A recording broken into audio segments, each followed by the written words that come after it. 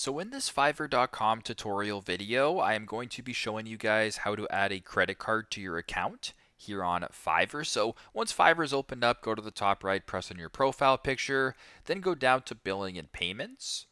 On this screen, I want you to select payment methods right here.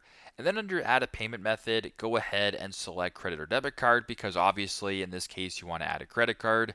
It'll then verify you, then bring it to this screen. So once you're here, you can type in your credit card number, the expiration date, the security code, as well as the name.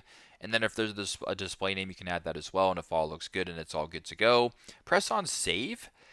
And then the credit card is going to be added to your payment methods page right here. So then you can toggle between different methods, select methods, update methods, whatever the case may be. But yeah, that's pretty simple and right to the point. That's how you guys can add a credit card to your account on Fiverr.com. Thanks again for watching, and I hope this video helps.